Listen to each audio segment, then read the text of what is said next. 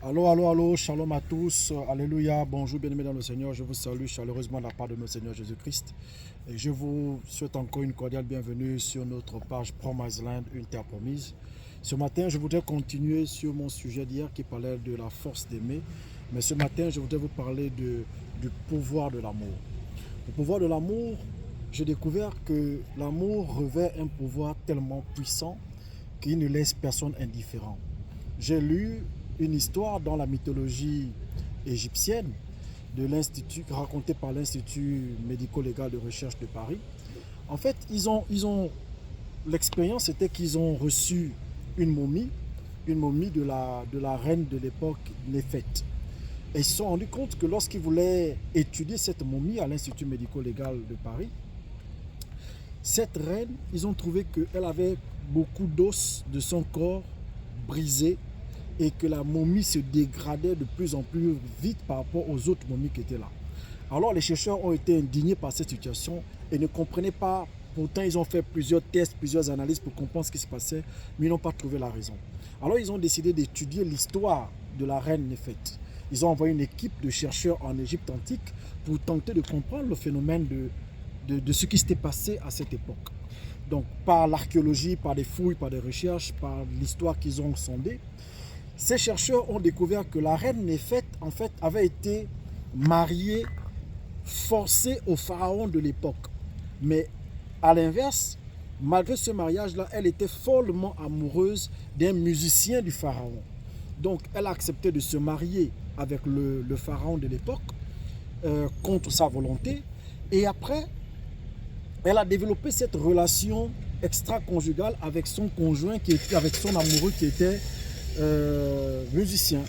Donc la relation a continué, et elle était danseuse à l'époque. Et donc quand le roi s'est aperçu, quand le pharaon s'est aperçu de cette relation extra-conjugale, il a fait tuer le conjoint de la dame qui s'appelait Obed, et Sobet de temps pour moi, et elle aussi il a fait torturer, il a tué. Donc c'est ce qui expliquait les os brisés, le corps totalement déformé de la dame. Et donc ces chercheurs-là ont eu la sagesse de se dire, on va en même temps rechercher le gars dont elle était amoureuse, qui s'appelait Sobet, pour comprendre aussi son histoire. Ils sont tombés sur la momie de ce Sobet-là, qui aussi se dégradait. Et pour mieux l'étudier, ils ont emmené cette momie-là auprès de la momie de la reine Sébet. Et l'histoire nous dit que lorsque les deux momies étaient rassemblées, bizarrement, les momies ne se dégradaient plus et les momies avaient retrouvé leur forme initiale, étaient plus joviales, plus en forme, plus classe et plus cool.